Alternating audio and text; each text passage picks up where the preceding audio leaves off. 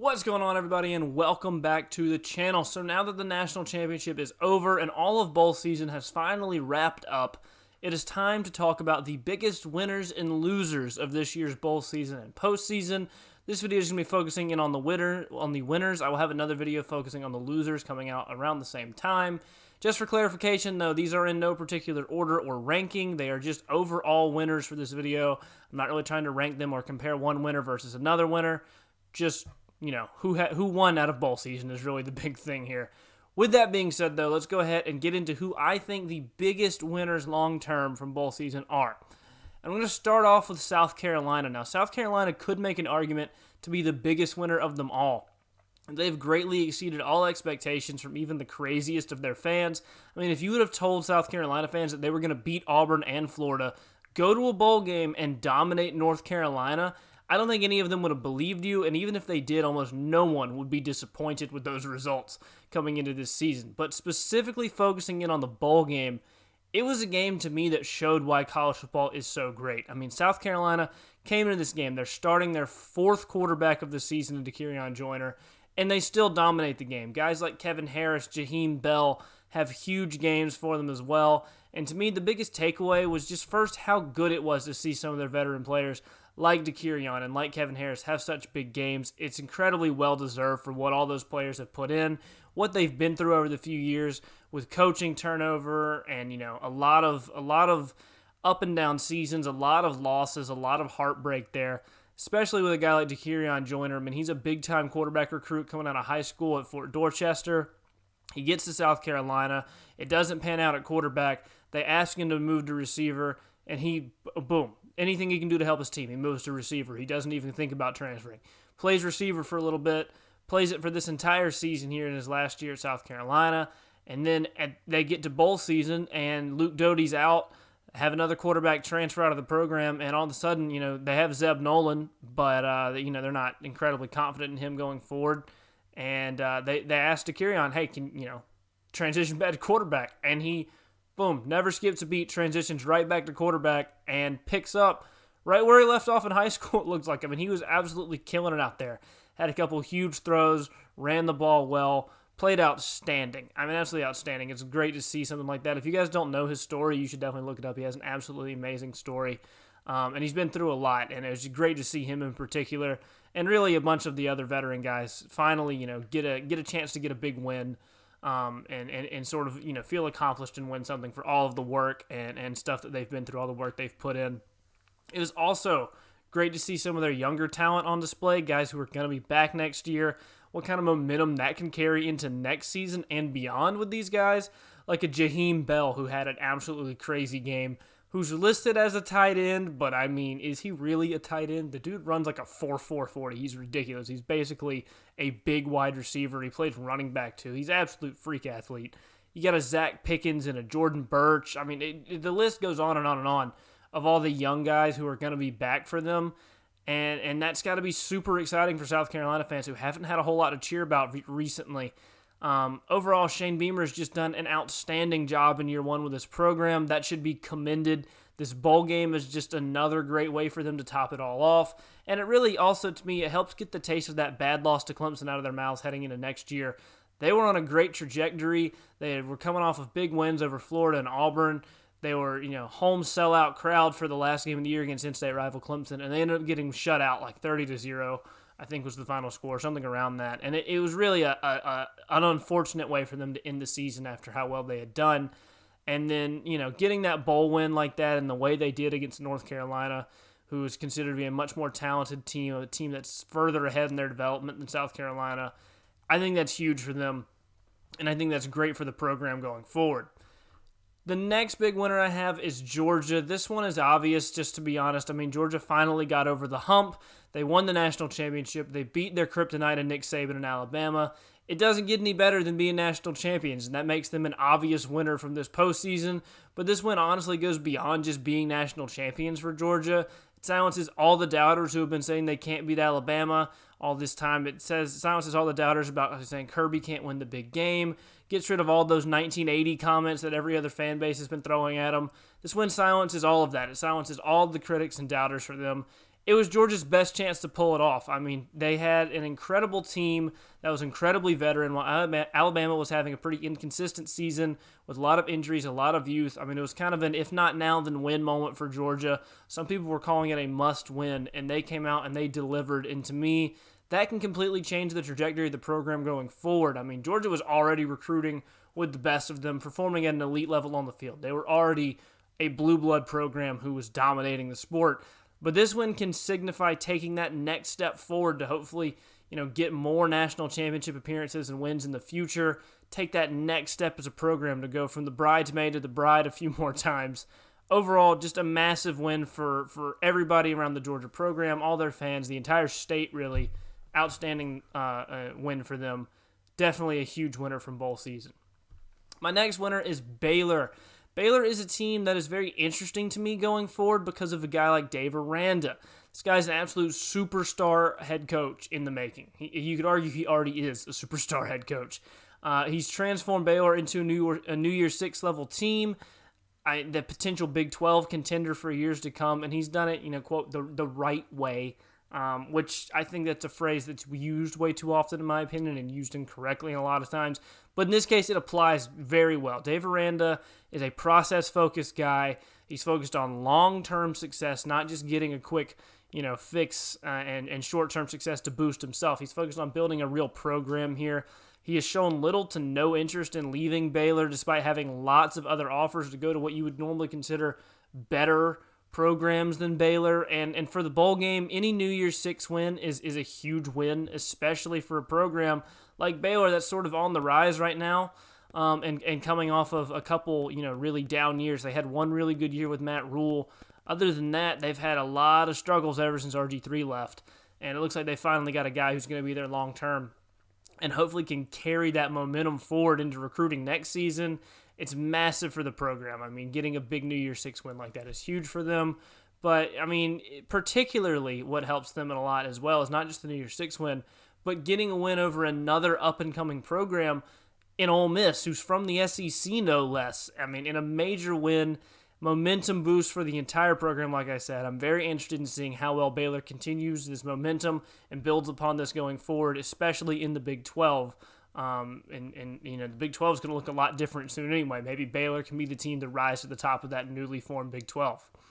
My next big winner is UCF, and to me this win's a little bit more of a moral victory than the other wins, but, it's because they played a very depleted Florida team that was in between coaches. It wasn't a real elite level Florida team by any means, but that does not change the fact that they beat the best program in the state in a bowl game at a time where the entire state of Florida is really up in the air right now as far as football goes, particularly in the recruiting department. You couple that with UCF joining the Power 5 in a couple years, plus they have currently a very good coach in Gus Malzahn, especially for the Group of 5 level, and he's probably going to be there for a little bit of time going forward. I don't see him hopping or jumping ship anytime soon. I mean, it could always be wrong. But with them on the current trajectory they're on, I don't really see him getting another offer that's going to be a much better shot than UCF. All of a sudden they kind of have a chance to become a much better team and program going forward. Also, you factor in NIL and the transfer portal, and a team like UCF has a chance to really capitalize off that and land more recruits than they normally could to begin with, because there's a lot of money in Florida. A lot of people want to be in Florida. There's a lot of NIL type stuff to go around in Florida. Also, the transfer portal is a very easy way for them to pick up guys like that they may not be able to snag out of high school. UCF is a team that's sort of uniquely positioned to take advantage of the portal. And now you add the win over Florida. That's definitely going to be used in recruiting in the state going forward. Doesn't matter that Florida was weak with opt-outs and injuries. UCF is still going to use that in recruiting going forward. I guarantee it. It'll be interesting to see what they can do going forward, especially once they join the Power 5. My next big win is a similar program in Houston. Houston, like I said, they're in a similar position to UCF. They got a big win over traditional SEC power. I mean, Auburn, though, they were missing a lot of players for various reasons. Even before that, they were in the midst of a pretty major down year overall. Lots of uncertainty around that program. But none of that changes in the fact that Houston did go beat an SEC powerhouse program that is traditionally, an elite level program. Houston finishes in the top 25. They get sort of a statement type of win. That's going to work wonders in national perception and long-term recruiting. Houston is another soon-to-be Power 5 program that really needs some on-the-field success to help build up their recruiting and their program momentum before they finally officially join the Power 5. And I think this win does that for them, does it in a big way. Very interested to see what they can do down in Houston, if they can continue to compete at the level that they're currently competing at, especially once they join the Power 5. But yeah, very similar things as UCF there. Very interested in them going forward. My next winner is Clemson, and Clemson is a team that was in dire need of positive momentum heading into the offseason. After a lackluster year from them as a whole, the win over Iowa State was just that, that positive momentum for them. Clemson ends the year with yet another 10-win season. I think Dabo broke a record this year for the most consecutive 10-win seasons. I'm not positive on that, but I'm pretty sure he did. They have good positive momentum, like I said, heading into the offseason. Should help some in recruiting and in keeping the program excited going forward, especially after, like I said, kind of a down year for them, not hitting the expectations they've learned to set. It seems to me like Clemson's almost at a crossroads as a program where they could either start to begin a slow decline, not like they're going to fall off the map, but, decline into where instead of being a perennial national championship contender, they're more of a perennial ACC championship contender that occasionally could make a playoff push. Or they can do the exact opposite of that and reassert their claim to national power and continue, like I said, being a perennial national championship contender and show that this was just kind of a little speed bump more than anything. I think a lot of that is going to fall onto Dabo Swinney's shoulders and his decision-making going forward. Obviously, it's going to have a dramatic effect on the program as a whole going forward because, it's the entire lifeblood of the program is how well they're going to be doing in football there. And I don't know. The bowl win to me is a very good sign that they're not just going to go quietly into the night, so to speak. Instead, they are going to, they're going to be back. They're going to be better than ever next year kind of thing. Only time will tell if that actually happens, but I sort of get the vibe that Clemson's not going anywhere for a little bit. They've got a little bit of fight left in them. And that this year was just sort of a little bump in the road and not something that's going to completely derail their program going forward. My next winner is Oklahoma, and to me, the bowl win for Oklahoma was absolutely massive. To get a win over another program that's in a similar situation to them and to do it in such a dominating fashion, to me, shows that they aren't going anywhere anytime soon.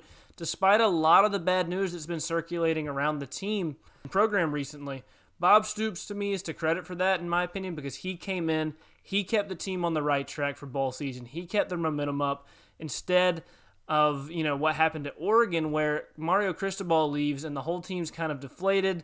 They don't really have a good leader to turn to in order to help right the ship. They have an interim coach who, does his best, but it's not the same as a guy like a Bob Stoops taking over your program and keeping things going. Now you had Invendables taking over that program. I think they're going to be in very good hands going forward in the future. Even without Caleb Williams, if they lose him, with him being in the portal, they already landed Dylan Gabriel, who's a more than competent quarterback who will do very good for them. I feel like they could still technically get Caleb Williams back, although I doubt it. I feel the program is going to be more than they're going to be fine going long term. I think they're going to be in a great place for long term there. I think the bowl win was a statement of that. It's a reminder to everybody that OU isn't, just like Lincoln Riley or just a coach or one person. They are going to be, like I said, more than fine going forward. They are a blue blood program. They're not going anywhere. And the bowl win to me was a massive statement of just that. My next big winner is Michigan State. Michigan State, another big winner to me because just how unexpected this entire season was for them. Preseason over-under win total for them was 4. And they just won a New Year's Six bowl. That's crazy. They won a New Year's Six bowl and had a preseason over-under win total of 4. Mel Tucker has this thing going in the right direction as a program. He will most certainly build on that momentum going forward and the success they've enjoyed this season. And while Kenny Pickett didn't play for Pitt, Kenneth Walker didn't play for Michigan State either. And even if they did play, it doesn't change the long-term impact of this game on the program as a whole. Michigan State is heading in the right direction. Their entire season has been pretty magical. They've had multiple comebacks along the way. Everybody's completely bought in around that program with Mel Tucker, and while they certainly haven't arrived yet as a national championship contender, they're building in that direction so far under Mel, and I cannot wait to see what they do next season. If they can continue and put together another season where they compete for the Big Ten, it's going to be absolutely just thrilling for me, really, to see what Mel Tucker can put together there. I'm a big Mel Tucker fan. Very excited for Michigan State going forward. My next winner is Arkansas, and Arkansas is very similar to Michigan State to me because they're a program that dramatically exceeded expectations, and this year they really broke onto the scene, especially early on in the season. They blew out Texas and were a top 10 team coming into Athens, and then things kind of got derailed by the best team in the country. But Arkansas, that doesn't take away from the kind of season that they put together with Sam Pitman, how well they played in a lot of games. Then they go out in the bowl game and they get a big win over a blue blood program like Penn State. That's huge for them going forward. On the national scene especially, to get a win outside of the SEC like that, it's great for perception. It's great for recruiting. And Sam Pitman is one of my favorite coaches. He's built such a strong and good culture at Arkansas that I feel they will have continued success both the short and long term. Even when they're being in an absolutely stacked SEC West, this bowl win's a great way to cap off the season for them. It's a sign of things to come for this program, and I think Sam Pittman's going to keep this thing going. Bowl win is just another example of that. And another big winner I have is Ohio State. Now, Ohio State is another team that kind of had a somewhat disappointing season, similar to Clemson, because for them, any season where they don't win the Big Ten and make the playoffs is a disappointment. But it was by no means a bad year either. I mean, the Rose Bowl was a great way for them to end it. They got a big win over a Utah team who, to be fair, was absolutely decimated and was playing people out of position. At the end of the game, they have a walk-on quarterback starting for them. But that doesn't take away from the win at all to me. Jackson Smith and Jigba had an outstanding game, record-breaking performance. That's a great sign for the Ohio State receiving room. They have so much talent, it's honestly ridiculous. And so for them, to me, the biggest thing is just keeping the program culture and momentum going because the talent is going to be there.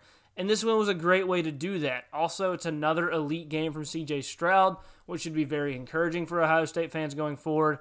While it isn't the year they wanted, a Rose Bowl win for a down season is something that most programs would only dream of. And my final big winner from the bowl season is Kentucky. And this is a team that is absolutely killing it considering who they are as a program. Kentucky is no longer just a basketball school now. They racked up another 10-win season this year. And in the SEC East, they're currently on even footing with everyone except for Georgia. Florida obviously has more resources and prestige than them, but as far as on-the-field performance in recent years, Kentucky has been their equal, and they're currently out-recruiting them. And then they beat an Iowa team that at one point this year was considered a real playoff contender. I'm pretty sure they were, number 2 or 3 in the country at one point. That is a massive win. That helps their national perception tremendously. That helps recruiting tremendously. It's a nice statement win. Anytime you can get a win outside of your conference against another well-respected team from another big conference, I think it's huge for the program, and it's huge for the national opinion of that. You couple their bowl win with their regular season success and then their tremendous efforts in recruiting recently, and Kentucky is becoming a team to watch in the SEC under Mark Stoops going forward. Very excited to see what they do. Anyway, that'll do it for this video. Those are the teams that I think are the biggest winners from this bowl season. Let me know down below in the comment section what you guys think or who you guys think are the biggest winners, and tell me what you think about the ones that I listed. Also, be sure to like the video if you have made it this far because it really helps the channel out a lot. Subscribe to the channel for more college football content like this in the future, as I will be continuing to upload college football content going forward. Thank you all so much for watching, and I will see you guys next time.